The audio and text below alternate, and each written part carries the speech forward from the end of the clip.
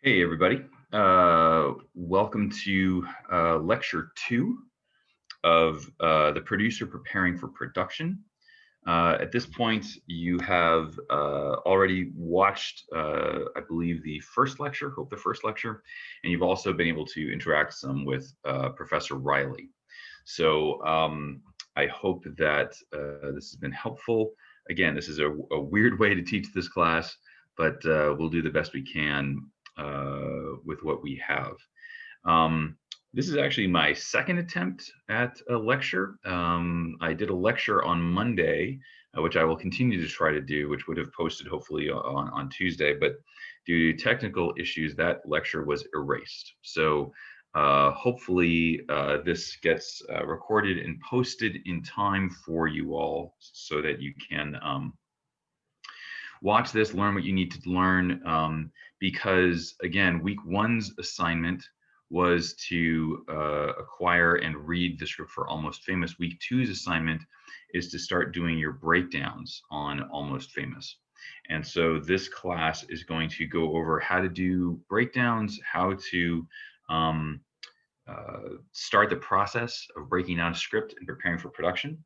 So we're going to talk about that today. I'm also going to do a little bit of cleanup on last week's lecture, just a few little additional details, and also I'm going to go over how a script gets to the point where it is being broken down, because there's a more detail about the role of a creative producer and how that process comes about.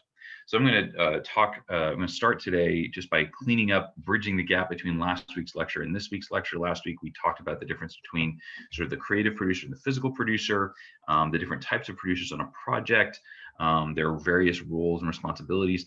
Today, I'm going to really talk about the life cycle of a project, and the life cycle of a project for independent films, but also for studio-based films and projects, and then from there bridge into talking about how you make a project happen. So that's really what we're going to cover today. And so let's dive in. I'm assuming that this lecture will run about an hour and a half, but again, feel free to pause, stop as necessary. I might take a break at about the 45-minute mark, just so I can breathe, and then we'll dive in. So let's dive in. One of the first things that I talked about last week was you can wind up with a number of different producers on a project. A couple of years ago, this meant that producers really struggled to try to figure out what does a producer mean versus an executive producer. It also sort of came to a head when the movie 2006 movie Crash won the Oscar for Best Film, and the question was which of the 16 credited producers on the project were going to go up and take that award. And so as a result, the Producers Guild of America, which is a trade organization that negotiates various deals with the directors, with the writers, with the actors, put together a list of criteria to help sort of define who the core key producer on a project is. And as a result, what they came up with, and how do we denote that? And so they came up with a specific designation that has since become a fixture in credits when it comes to producers. And that designation is three letters: PGA, Producers Guild of America. And basically, if you are looking at the credits for a movie and you're looking at the list of producers, you'll know that the key producers, the ones who are most involved either in getting the movie made or in making the movie, carry that PGA designation. A lot of times these producers were the ones who brought the project into the studio or championed getting it made, putting the package together, or these producers were the primary physical producers on the project. And again, you can get up to three. And so PGA, these three little letters, have become very, very important for producers because it helps to understand the difference between the financiers, the financier's girlfriend, the financier's son, and people who actually made the film. And so PGA are some crucial letters that you should be paying attention to, certainly as you're looking at credits for projects. Now, these letters only sort of came into fashion a couple of years ago. So if you're looking back at movies like Casablanca or Rebecca, or any of those old time movies, they're not going to carry that designation. It's a fairly new designation, but this one has become very, very important. And by the way, it's a designation that producers will now fight over. Because much in the same way as the Writers Guild writers have to sometimes arbitrate for credits, they have to negotiate for a writing credit. So too, do you have to sort of manage the politics of getting that PGA credit. But that's a crucial thing when we're kind of looking at how these, how you sort of cut through the list of producers who will sometimes get credited on a project. Excuse me. So how does a project get to the point where it is going to get broken down? Well, there's usually several reasons why a project gets broken down. They all have to do with budgeting and scheduling. And budgeting and scheduling is a crucial role in the process of getting a movie greenlit. And getting a movie greenlit is the process by which a studio or an independent financier commits to make a movie and to spend money to get that movie going. The greenlighting process can sometimes take a very long time, especially at the studio level, where projects move very slowly through the pipeline. The greenlighting process for studios is usually at the end of a round of significant creative development, usually at the end of the packaging process. We talked a little bit about packaging last week and what that is, basically putting all the elements together to actually get a movie attractive to a studio. And for independent movies, the greenlighting process is a little bit different in that independent producers really can greenlight a movie once they've raised the money for the film. But of course, in order to raise the money for the film, you have to know how much money you're spending. And that means that you also need to know how much time it's going to take. There are two crucial factors in physically making a movie: time and money. And one of the things that you need to be mindful of when making a movie is that there's never enough time and there's never enough money. You can speed up time, usually by spending more money, i.e. throwing more resources at the project, hiring additional hands, whatever it is. But of course, time and money are limited resources on a film. And so as a producer, certainly as a physical producer, as a line producer, as somebody who's responsible for the spending of the money, you want to keep a fairly tight grip on how much money you're spending.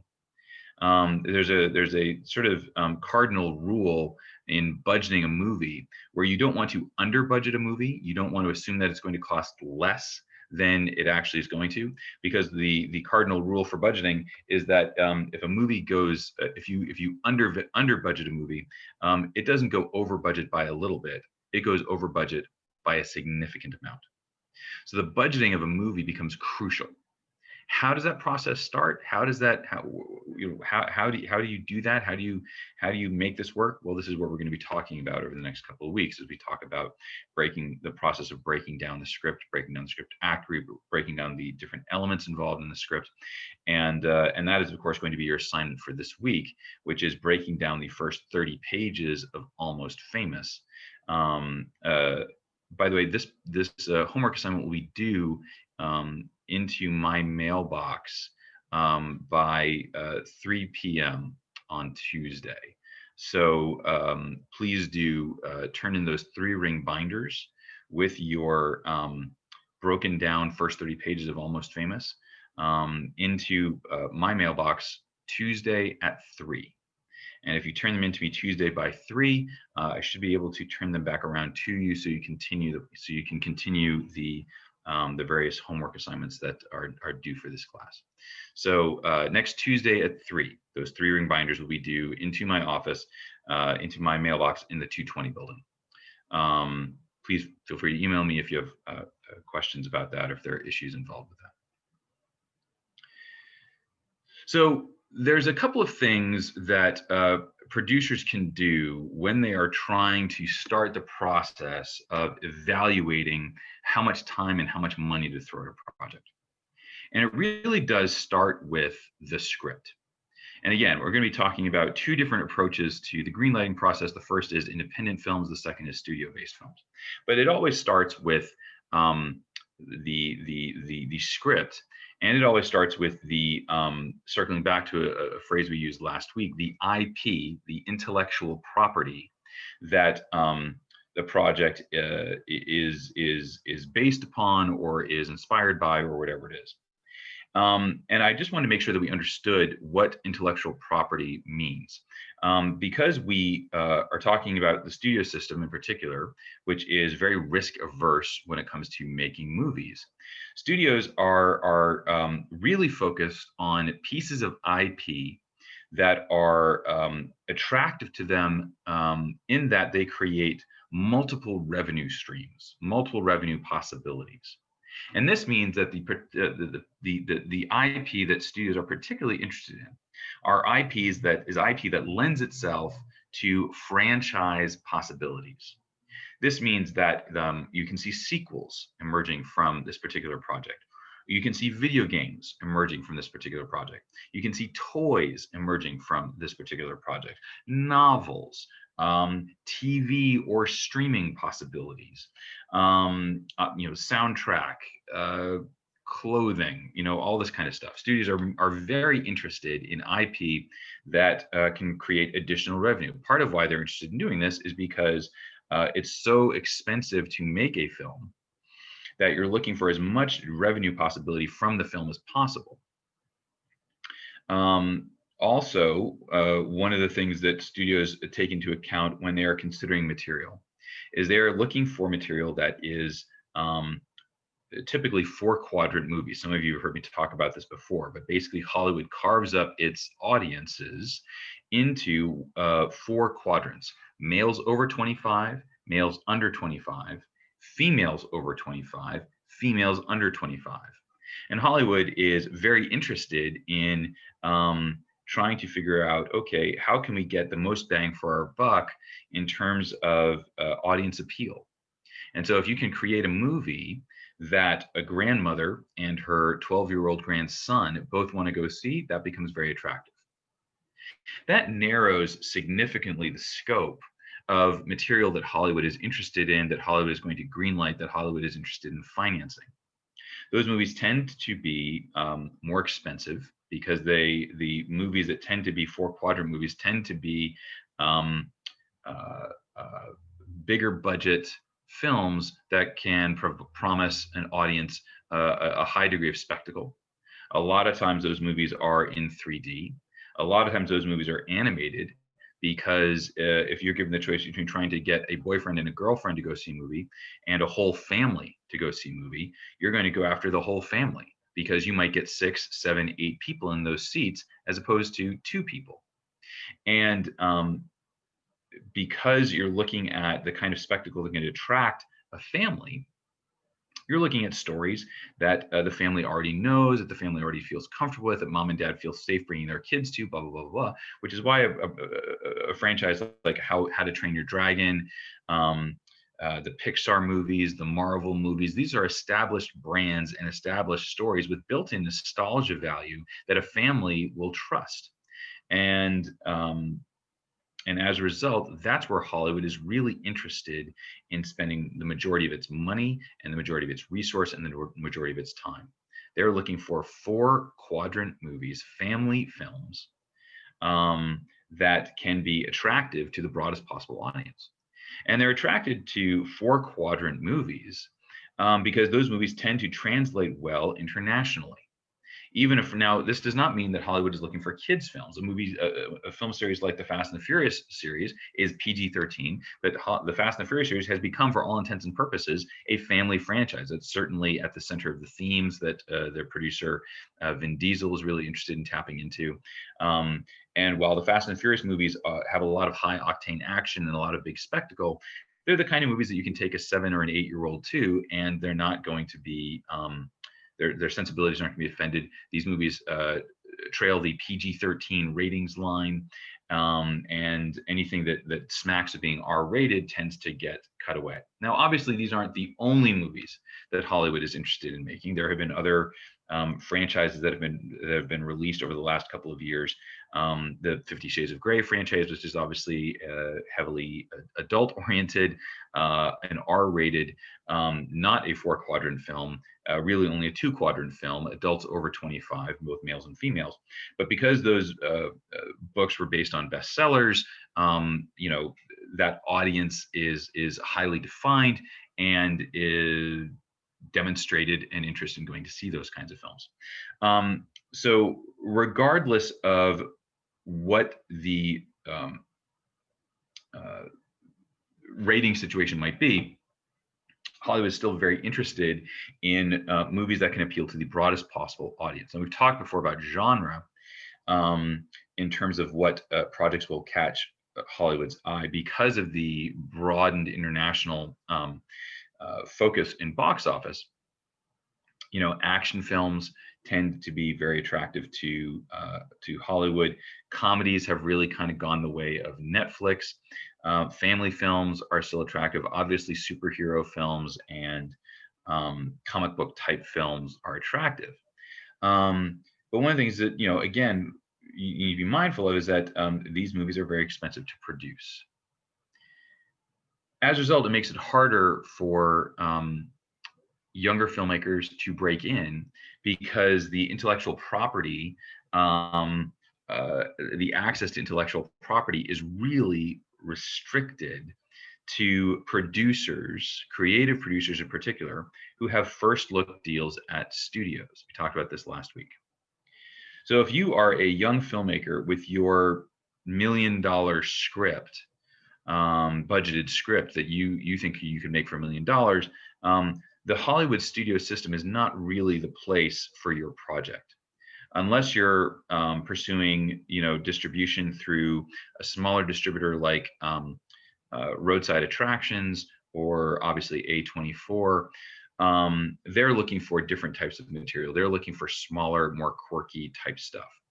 But it's really important for us to understand that when it comes to studio-based producers are looking for the biggest bang for their buck. They're looking for the biggest IP possible. They're looking for the biggest franchises possible, because that is what the studios are really looking to develop and release. I just read an article yesterday in Variety that talked about, I think there are 16 comic book movies currently slated for release in 2021. That's basically a new comic book movie every 3 weeks or so. Those types of movies, the danger with those movies is that they're going to vacuum up all the box office dollars, and it'll be harder for smaller movies to compete. But that's the material that Hollywood is really looking for: is big budget, big IP, big name brand, big awareness material.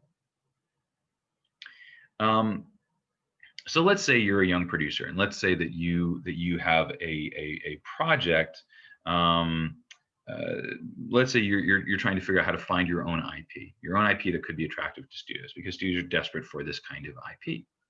So let's say, for example, you're a young producer and you remember a book that you loved as a kid called Redwall, and you think that Redwall, it's animated, it could fit the family environment, could be a great movie for like a Universal to release or something like that. So you do your research on who the studio-based producers are at Universal Studios, and you want to bring them Redwall, or you want to pitch them Redwall.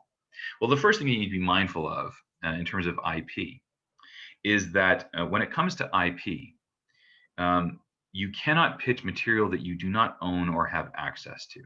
You cannot just set up a random meeting with a creative executive based at Universal Studios or a creative executive at a production company that has a deal with Universal Studios and say, hey, why don't we make Redwall? You don't have the access to it, so you can't produce it. So one of the first things that young producers do when they're trying to find the rights to IP that they want to pitch, or they want to develop, or they want to bring into a studio? It's very simple. One of the things that the main way to do this is you go to your copy of Redwall, or whatever the book, or whatever the musical, or whatever it is may be, and you're going to research who the publisher of that piece of IP is. And usually on page 3 or page 4 of the book, on the inside, will list who the publisher is. And you will call that particular publisher. Any one of you can do this. And you will ask to speak to someone in the rights department, and they will transfer you. And you will say, hi, I'm a young producer out in Hollywood or whatever. I'm curious about acquiring the film rights to Redwall or what have you. You might get someone on the phone, you might have to leave a message, whatever it is. Either way, you leave your information and someone will contact you, and either they will have that information at their fingertips, or they will refer you to the agent who reps the author who got the book published. And you will then call that agent and you will inquire about the film rights or the TV rights to this particular piece of IP, this particular piece of IP. Now, the agent or the publisher or whomever contacts you might tell you the film rights to Redwall are available, the TV rights have been optioned by DreamWorks, or the film rights have been optioned by DreamWorks, the TV rights are available. Either way, they will let you know the conditions under which material is available to you. Now, there's one of two ways that you can acquire access to material. You can acquire access to material either through an option or through a purchase. If the material, the difference between an option and a purchase is that an option allows you, the producer, to have exclusive access to the material for a limited amount of time. Industry standard is usually around 18 months, a year and a half. And the idea is that for 18 months, you have the rights to develop this movie, to try to take it to a studio and see if a studio will purchase the rights. So one of the first things that differences between an option and a purchase is that an option has a limited window, and an option also carries a price tag, but that price tag might be very low.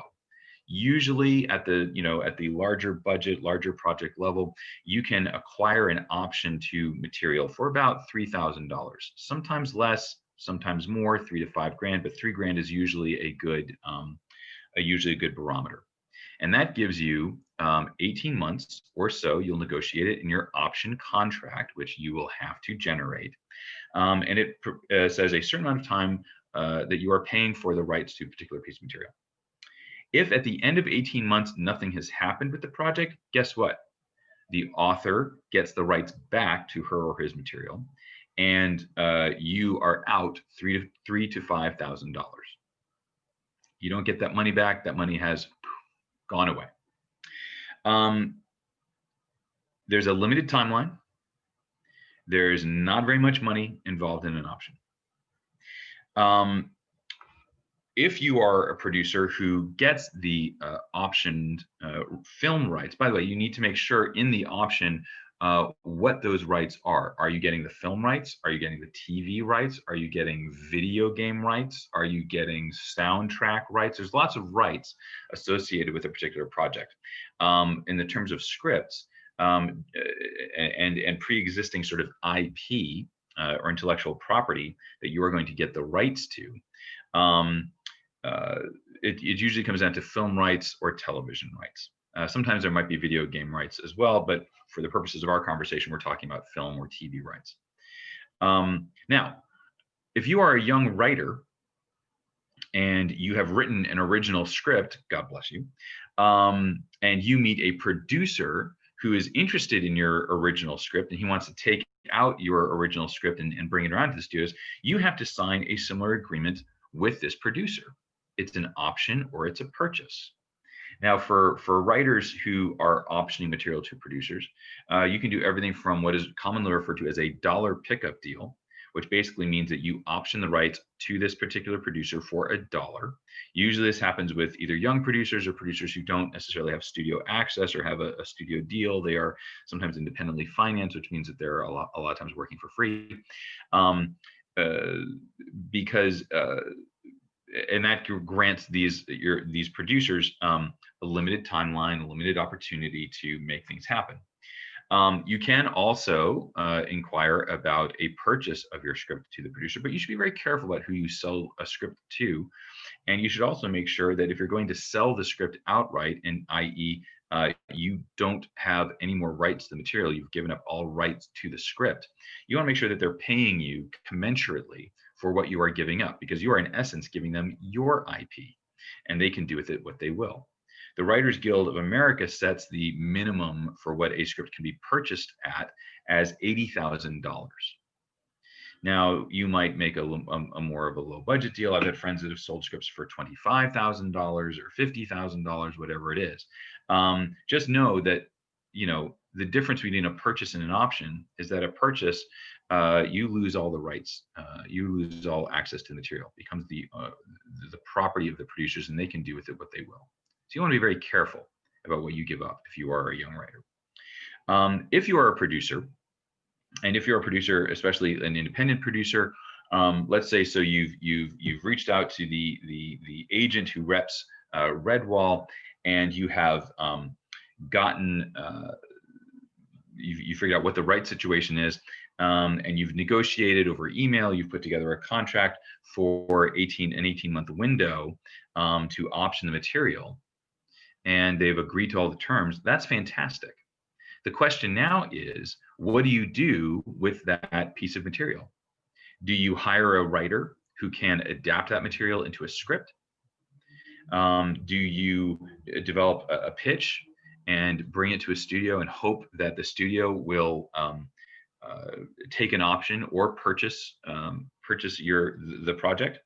By the way, until a project is actually greenlit and goes into production, producers are only entitled maybe to $25,000 for the project. So let's say, for example, you're a producer and you bring in this book Redwall into Universal Studios, and through a production company.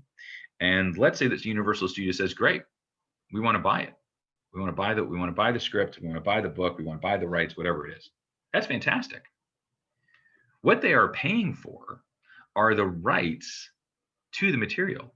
And because you've taken an option, you don't actually own the rights to the material. You just optioned the rights to the material. So the money that they're paying is going to the writer, the initial author, and they have now purchased the rights to the book. The producer is still in a very vulnerable position, in that if the studio decides that they don't want you around, even though you're the guy who found the material, found the thing, brought it in, whatever it is, the studio could basically say, thanks so much for your time, God bless you, here's a check for $25,000, go away.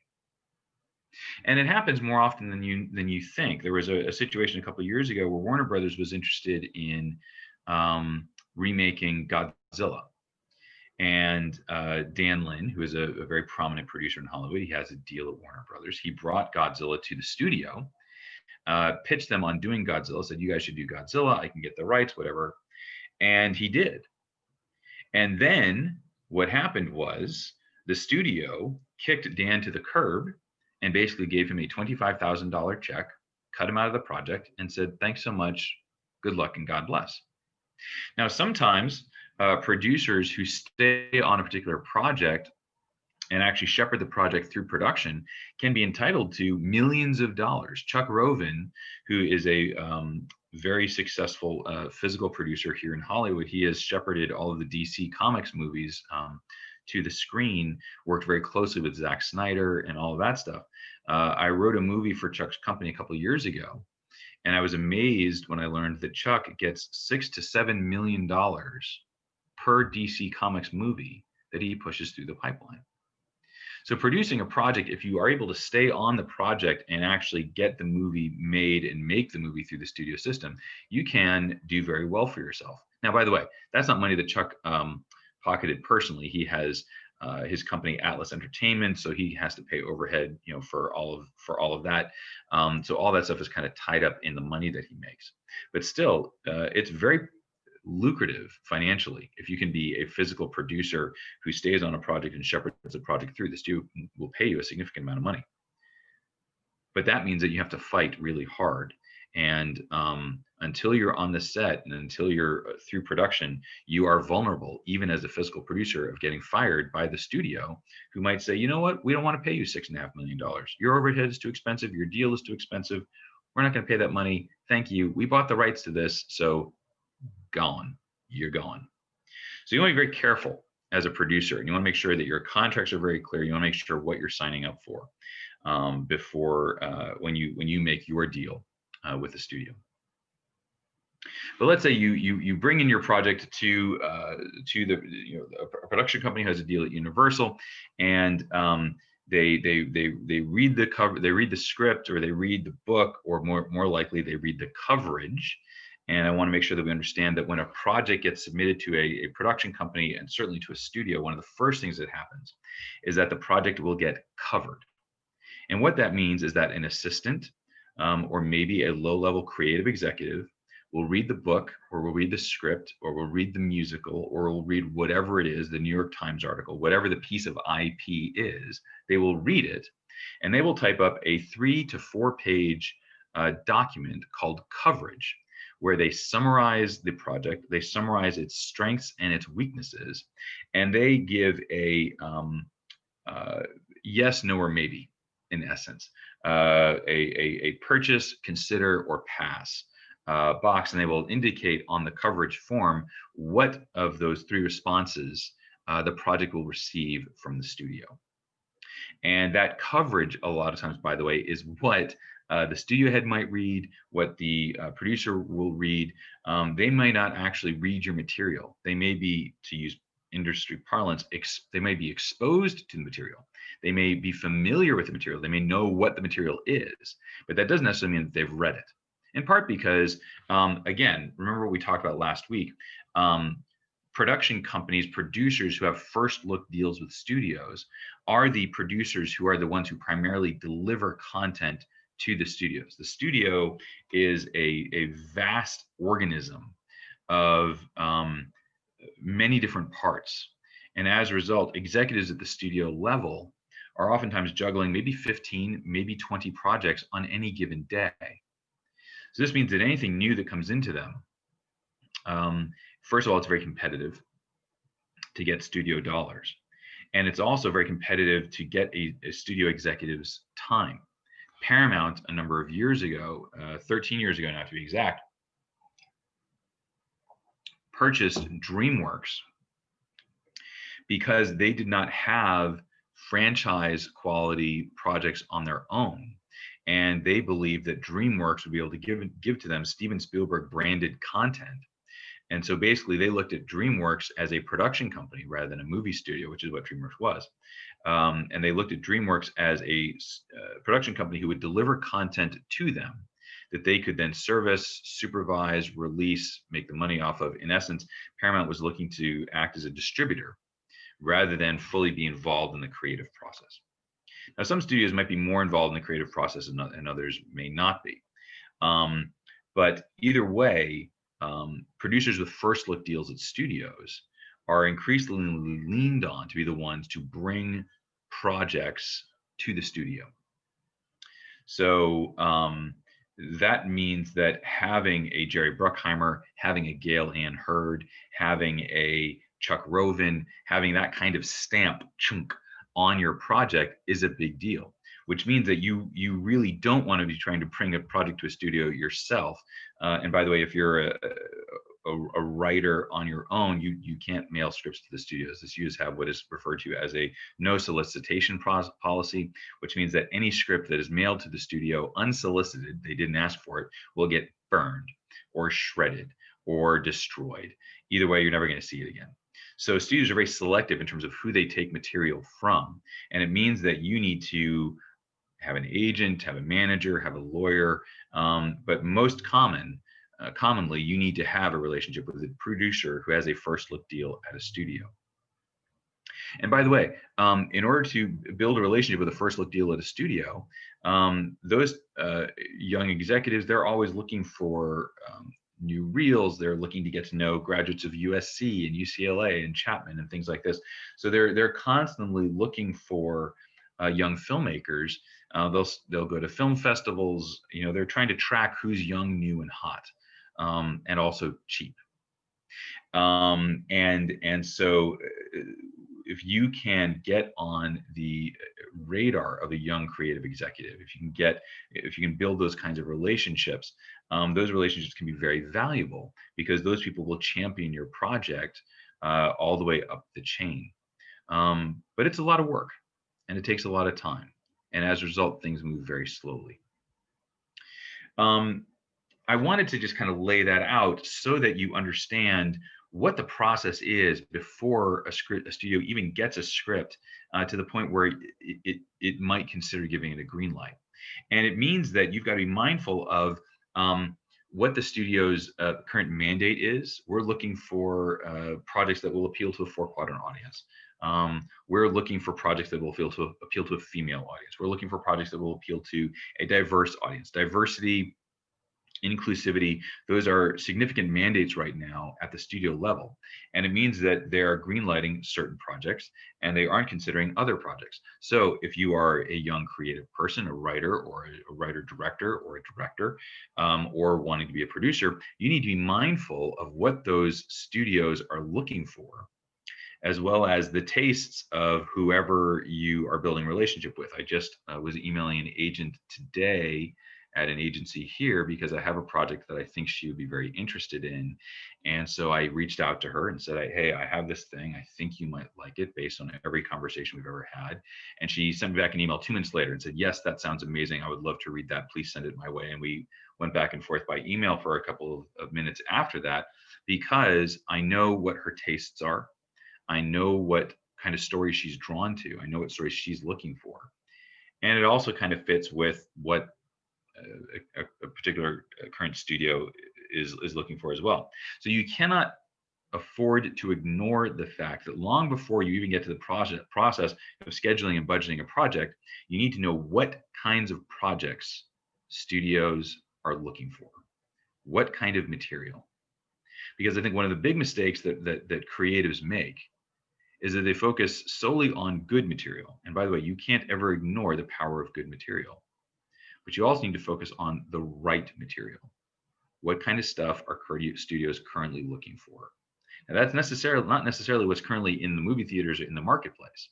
Studios are trying to think ahead. Studios are trying to think down the road. We talked about this last week.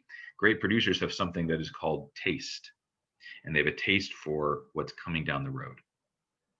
So you as creatives need to be mindful of what producers are looking for, so that you can deliver product to them and projects to them that they will then take to the studio and then fight for. Now, the studio is not going to give a green light to a project that doesn't fit its particular mandate, that doesn't fit its particular focus or goals. They're also not going to green light a project they haven't already acquired and evaluated the material of. So I want to make sure that we understand, even if a studio buys a project, that does not automatically mean that it has a green light. If a studio acquires a project, they're going to acquire a project and purchase a project that is usually tied to a very successful producer that has a package attached, where an executive can basically see the movie and understand what the movie is and go, yep, this is going to work. But even if a studio buys a movie, or more likely, if a studio options a script, this does not automatically turn into a green light. But let's assume that a script was written. You were a young producer and you got somebody to write a script, and it's a great script or whatever it is, or you brought them Redwall and they want to buy the rights to Redwall.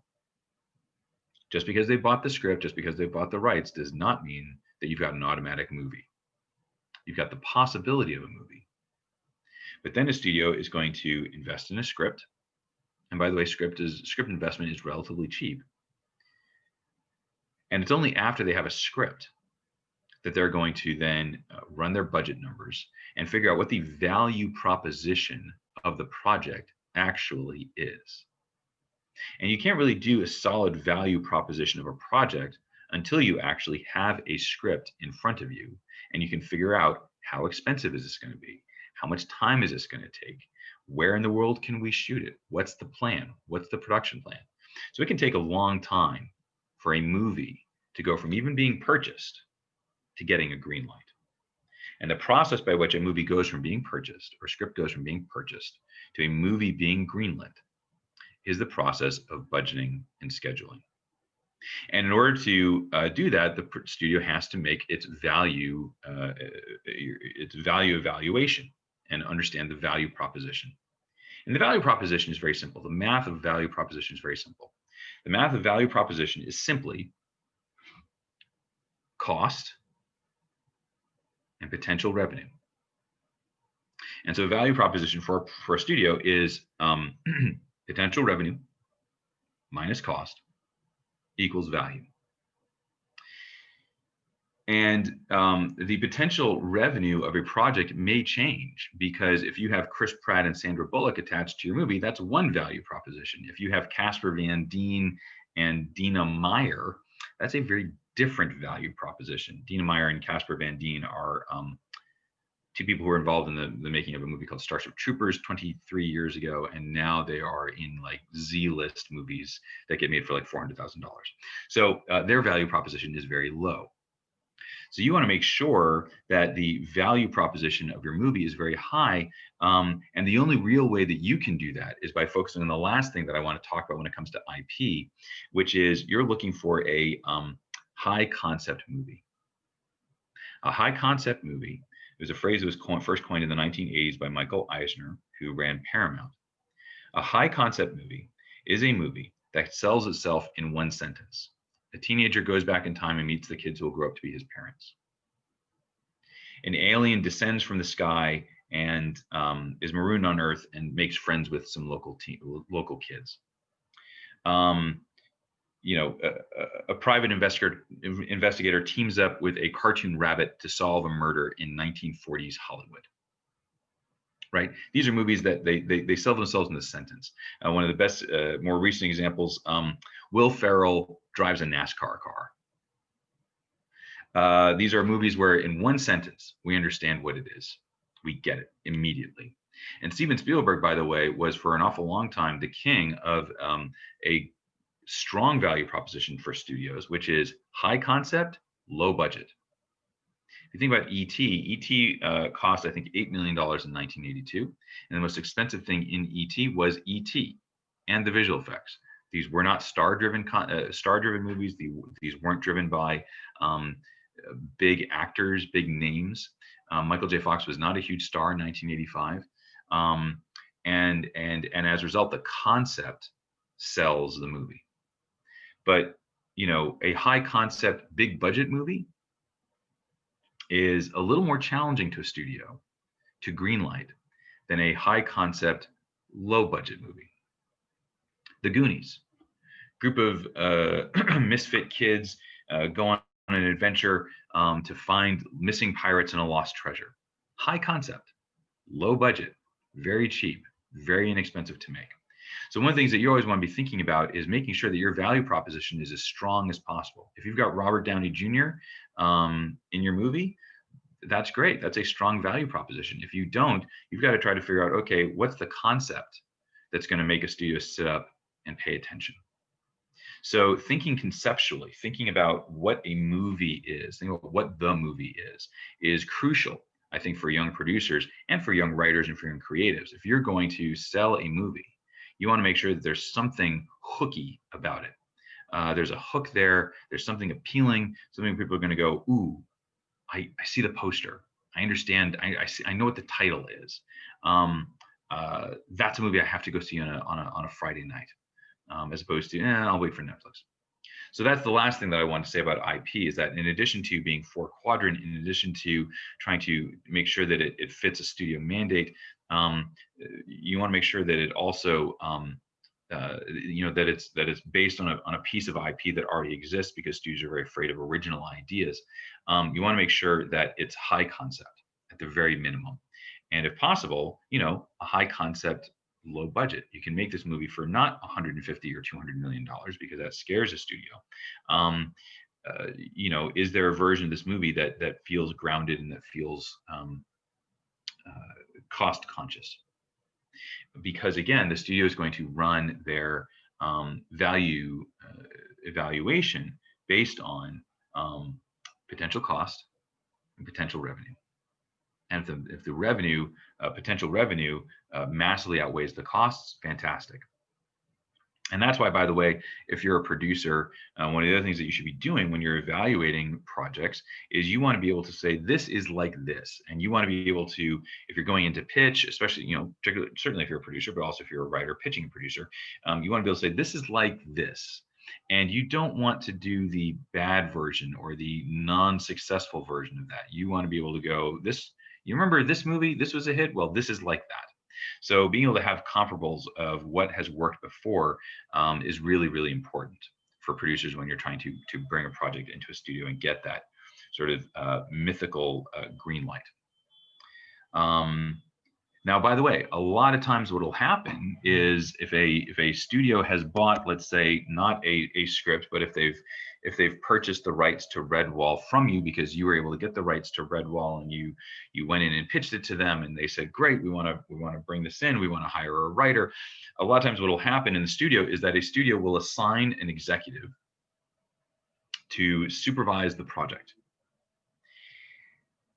And this is where it can get really hard. We talked last week about the process of getting movies made. Until you've gotten the green light, you are trying to get your movie made. Once you've got the green light, congratulations, you're going to go make your movie. But until then, you're trying to get your movie made. And one of the things that is complicated is that if you are an independent producer, or even if you're a producer with a deal at the studio, you are assigned an executive at the studio who is then going to work with you to develop the script, to develop the material, to develop the movie. And an awful lot of movies never make it out of what is commonly referred to as development hell. Development hell is where movies, an awful lot of scripts, go to die. Basically, the executive who's on the movie doesn't have the same view of the movie as the producer or the writer. There's not creative consensus. People, don't understand what do we see the same movie? Do we even want to do this? The studio head got fired last week. There's a new executive in. He's evaluating all the new projects. She has a different plan of attack. And so a lot of times you can wind up with your script in development hell. And a lot of scripts that never get out of it. And this is why, if you're in a bookstore or a used bookstore, you see a sticker on a book that says soon to be a major motion picture. Not necessarily, because again, just because a studio has purchased the material does not mean that they've greenlit the movie. You've got a long way to go to get a green light for your film. Now, as I mentioned, if you are an independent producer and you're trying to finance your movie independently, the process for valuing, getting that green light is a little bit different in that you basically, once you raise the money, you can greenlight the movie. Fantastic. But if you're going to get a green light for your movie, if you're going to go meet with an independent financier, if you're going to tell them I need $1 million for my movie, well, a smart financier is going to ask you, okay, where do those numbers come from? How did you land at $1 million? How is that $1 million going to be spent? What do those numbers look like broken down? And so certainly it can be easier to do it yourself rather than to try to go through the studio system. But you still have to think through the process of what is your project's value. And certainly if you're putting together a business plan, if you're reaching out to investors or whatever it is, you have to do that valuation of the project yourself. You have to figure out what the value is of your project. And you can't figure out the value of your project without putting together a budget and putting together a schedule and knowing how many people, how many days, how many things, how much stuff. And so whether you are going independently or studio, there's always going to be a point at which you have to figure out what the value of your project is and how expensive it is. Now, certainly at the studio level, once they get the script to a good place creatively, then they're going to budget it and then they're going to schedule it, because the studio will not greenlight a movie that has not been properly budgeted and has not been properly scheduled. And in fact, a number of movies have been shut down by the studio because they were not properly budgeted and they were not properly scheduled, or the budgets and schedules came in and the studio said, that's too expensive. We're not going to make the movie with that budget that high. By the way, sometimes that can happen even if a studio has greenlit a movie. They will pull the plug on a film that they are convinced is too expensive or has gotten too expensive in the pre-production process. But crucial to the process of making your movie is properly budgeting and properly scheduling. And so that's where, whether you're doing it independently or you're doing it at the studio level, sooner or later, you run into the problem and the challenge of budgeting and scheduling your movie appropriately. Last thing I'll say, and then we'll take a quick break, is, by the way, you can figure out as a producer, you can eyeball a script and figure out whether it's going to be a problem or not, based on a few key factors that factor into your script or not. So I just want to go over those 5 things that you can avoid in the process of evaluating material that will help a studio go, ooh, this is too expensive, or ooh, this is going to add time. Because again, time and money, there's never enough of both, but you can help that process by doing a proper valuation. One of the first things that you need to pay attention to as a producer when you're evaluating content for budget and scheduling issues is, are there any stunts? Are cars driving around all over the place? Is there a lot of car work? Are there car crashes? Are there fights? All that kind of stuff. Those things all take a lot of time on the set. They require additional safety. They may require additional issues when it comes to insurance. They can get very expensive and they can get very time consuming very quickly. So stunts, one area where a project will cost you more time or more money than not. So stunts become a huge thing. So stunts and explosions.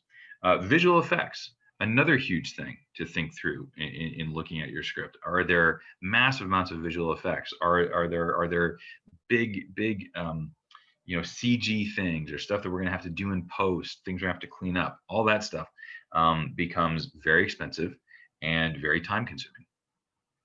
So stunts / explosions and visual effects. A third thing that can add time and money to a project, are there children in the script? Because children require studio teachers. Children can't work as many hours and as many days. They've got other issues that they need to be, labor issues that you need to be mindful of.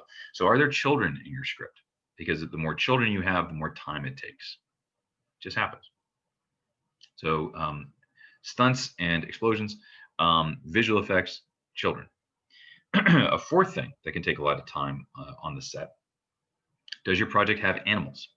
Are there dogs? Are there kittens? Are there whatever? There's a lot of that stuff in there. If you're making Homeward Bound 3, if you're making the Shaggy Dog, whatever, all that stuff takes more time because there's safety issues involved with dogs. There's safety issues in terms of the care of the dog, being on the set, all that kind of stuff.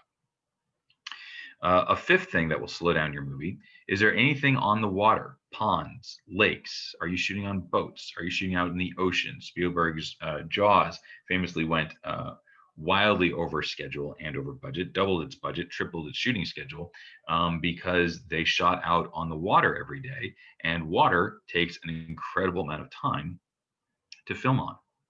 So those 5 areas are 5 areas where, if you want to avoid significant costs and avoid significant time, you can very easily look at a project and go, it has none of these things, fantastic, no problem, let's make it happen. All those factors can slow down a project. All those factors can take more money on a project. All of those factors can make a project less attractive, certainly to a studio, but also drive up the budget for your film and make your budget higher and more cost prohibitive. So those are 5 areas that you should be keeping an eye out for. The last thing you should be keeping an eye out for, certainly as a studio, but certainly as a producer trying to finance your project independently, is page count. How long is this movie? There's a reason why most scripts average out to 120 pages, because that's 2 hours. One script equals one page. One script page equals 1 minute of screen time. It's not a perfect math, but it is a helpful math. And if you have a 140 or 150 page script, a lot of studios will say, nope, based on the page count. A lot of independent producers will say no, based on the page count. The sweet spot for scripts, usually 100 to 105 pages. Now, of course, if you're James Cameron, you're going to write a 200-page Avatar script, and 20th Century Fox will back up a big Brinks truck full of money to your house and say, thank you, please, may we have another, or in the case of James Cameron, 3 more, because there's 2, 3, 4, and 5 of Avatar coming in the next couple of years. But for the most part, page count becomes another really easy way for producers to look at a project and go, it's an issue. It's more time, more money. So those are 5 key factors that you should be looking for as a producer when it comes to your project, as well as page count. All those things have a significant role to play in helping you get your project to a cost prohibitive place. And here's, the last thing that's funny is even a movie like Back to the Future. Back to the Future was relatively inexpensive in 1985. We might think of Back to the Future as a certain type of movie in terms of visual effects. There were 33 visual effects in that movie, most of them having to do with lightning. The movie is deceptively simple and deceptively inexpensive. It was mostly shot on the studio backlot of Universal, where they didn't have to pay a tremendous amount for access to the sets. And there were no real stars to note in that movie. So again, if you can find a way to keep your costs low, that can be very attractive to a studio. We're gonna take a break. We'll come back and we'll talk about how to break down a script.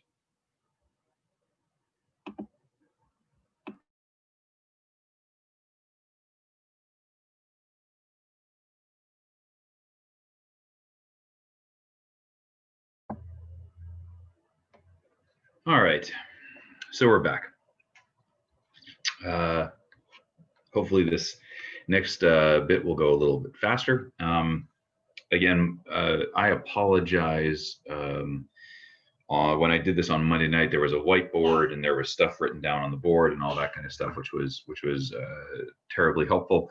So I apologize that it's me talking, but I'm going to change things up here and share my screen with you guys and hopefully get some more interactive elements so you're not just staring at my face. But real quick, just want to make sure that we understand that studios have their own heads of production. Studios have their own creative executives. Students have their own people who have to push a project along.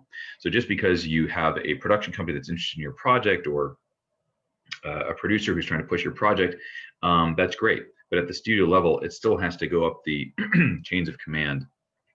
And an awful lot of times at the studio level, before they will greenlight a project, they will have their oftentimes it's their head of physical production, the president of physical production, who will be responsible for running a budget, running a schedule, putting the project through their process to make sure that it makes sense for them. The program that most physical producers use to budget and schedule their projects is a program called Movie Magic.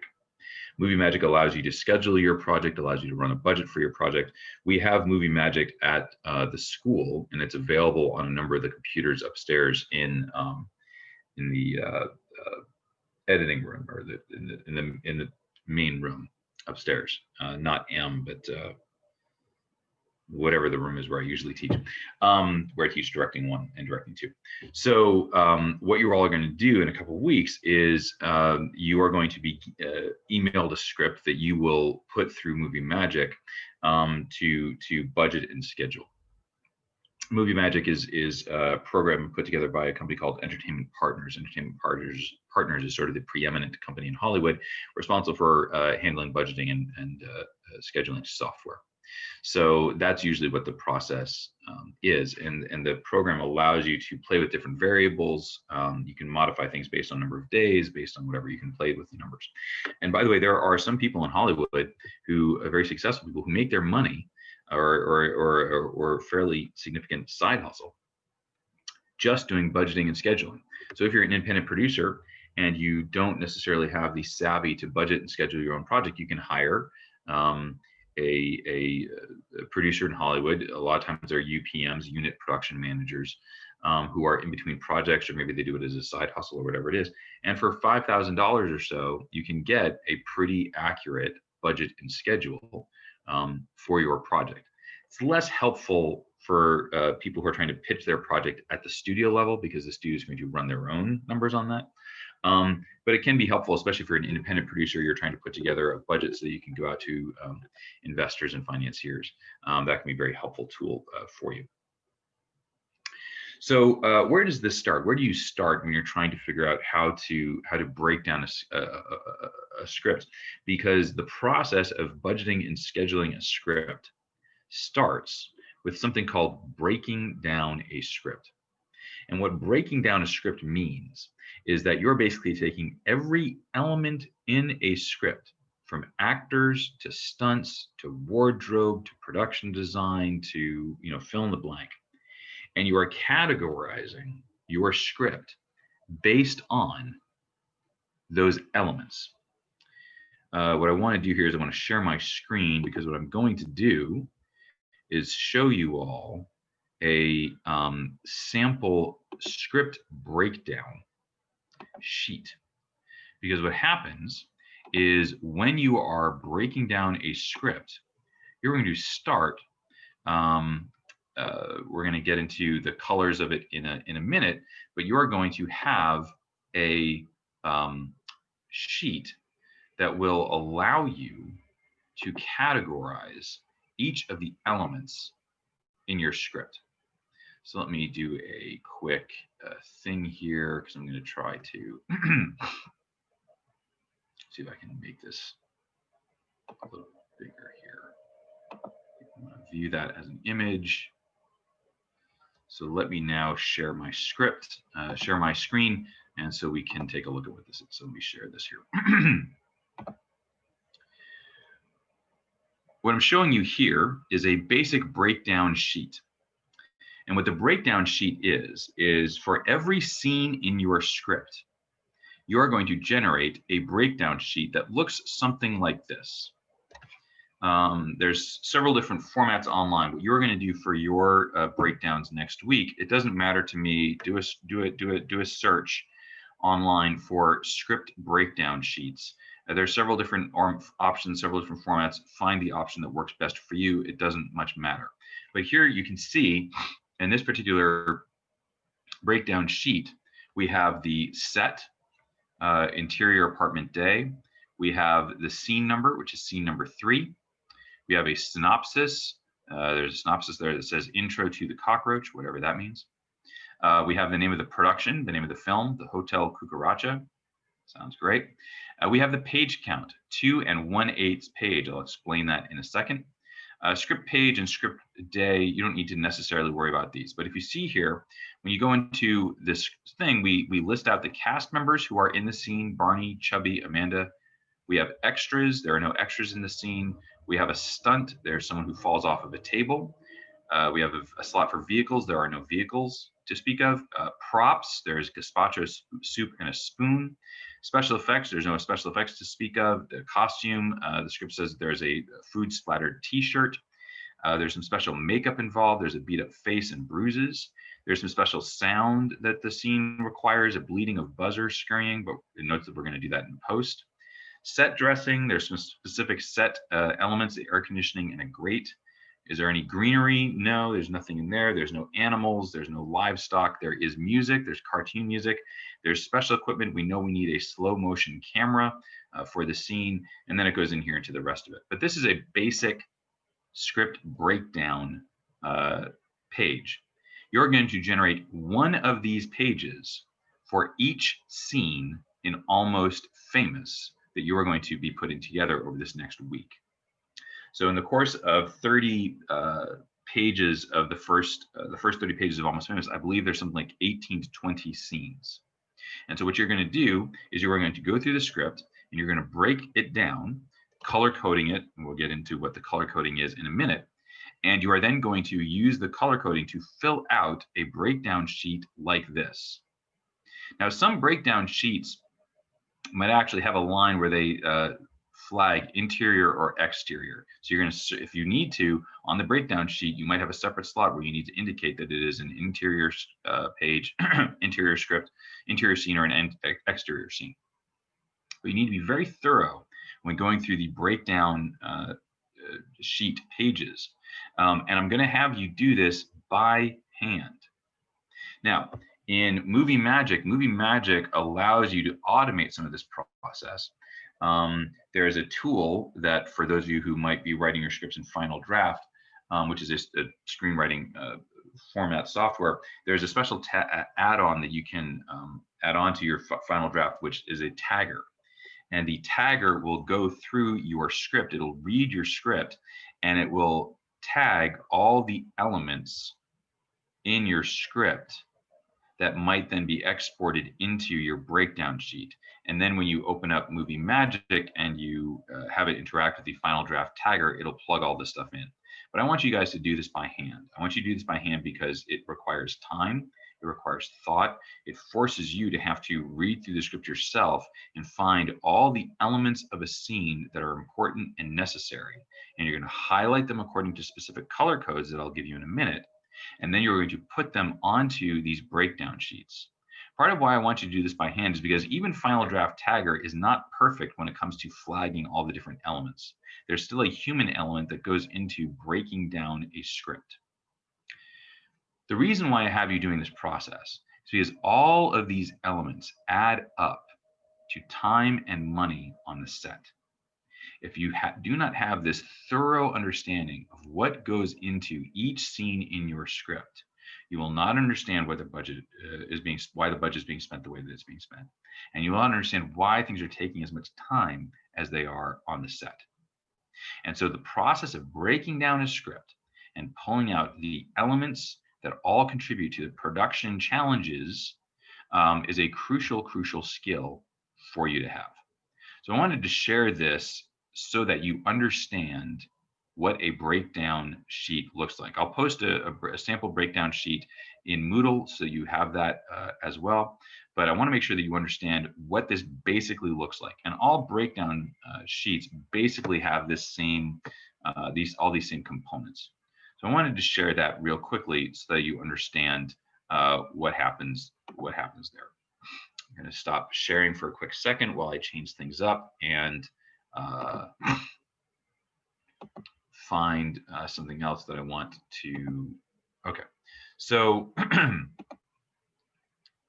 what I'm now going to do is I'm going to share with you a page of a script that I've written, not because of any sense of ego or anything like that.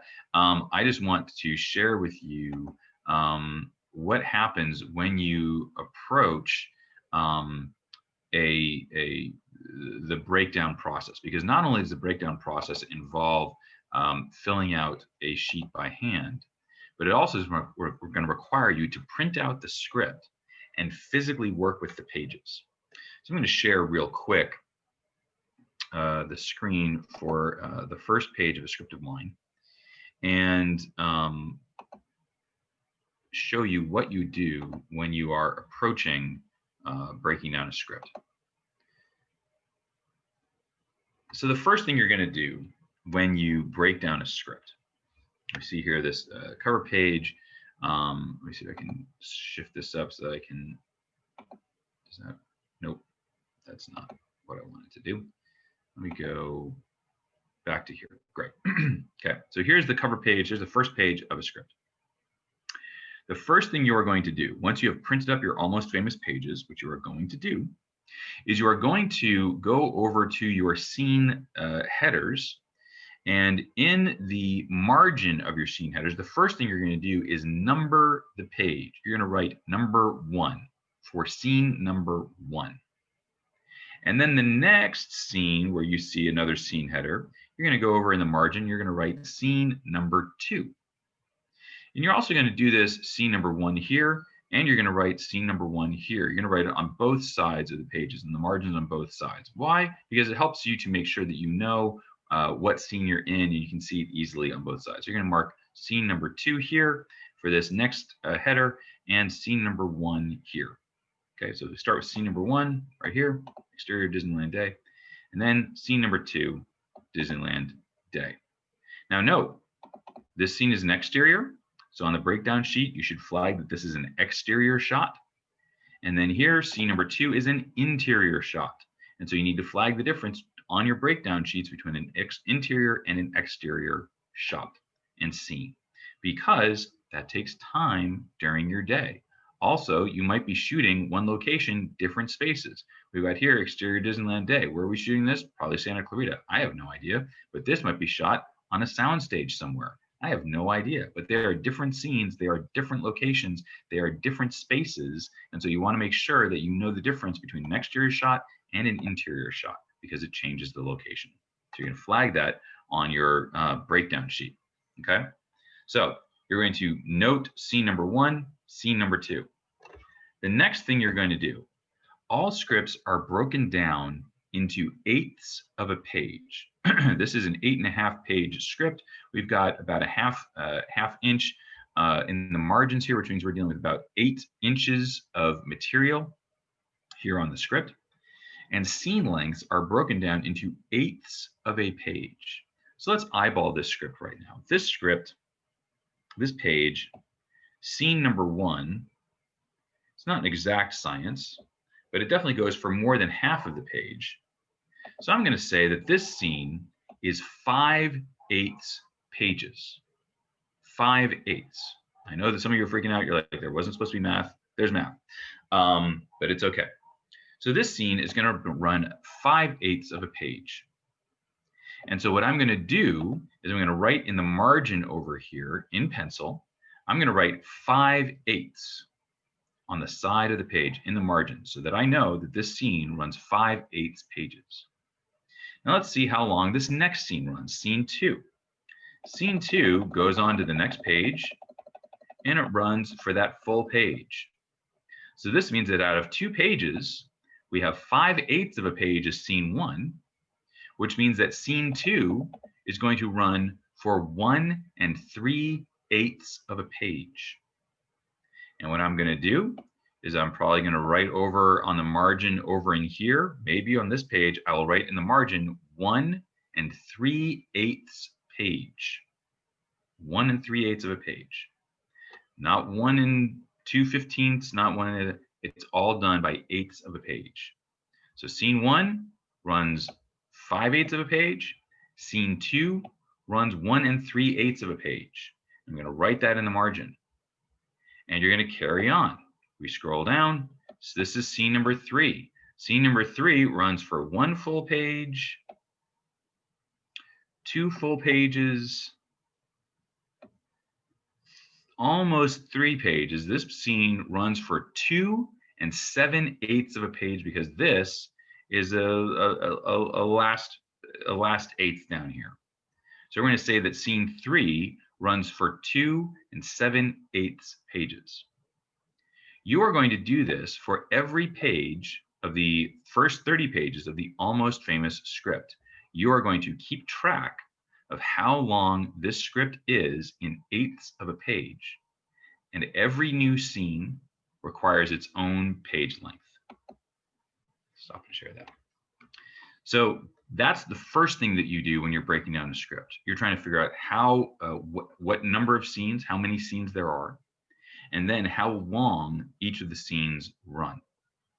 And those page lengths will carry all the way through production, all the way through the shooting schedule. Whenever you're checking a call sheet and you're trying to figure out how much work is going to be, we're shooting scene 3 today. Oh, it's 2 7/8 pages. Okay, so we've got 2 7/8 pages today. Well, if we are shooting 3 pages a day on our feature script, okay, so that's going to take most of the day. That's about a day's worth of work. It's not bad. So all the way through the call sheet, all the way through the shooting schedule, it's all going to be computed based on eighths of a page. Does it make sense? I'll make sure that we understand that, because that is a crucial part of budgeting and scheduling and breaking down a script. The next and the last thing that we are going to do is we're going to go over how do you use your fancy schmancy dancy pencils, colored pencils, so that you can figure out how to make it work. And so what we're going to do is we're going to I'm going to show you how to use those colored pencils that I told you to buy to color code your script. And again, can you do this in in Movie Magic? You can, but it's, I think, tremendously helpful to do it by hand. So again, what you're going to do is you're going to print your script, and you're then going to go through it and number each one of the scenes. You're going to compute the length of each scene, and then you are going to color code your script according to the proper color that has been established by production going back 80 years, something like this. It's it's kind of crazy. So let's make sure that we understand how that works, and then we'll do that. So let me share my screen again and walk us through it. So let me do that real quick here.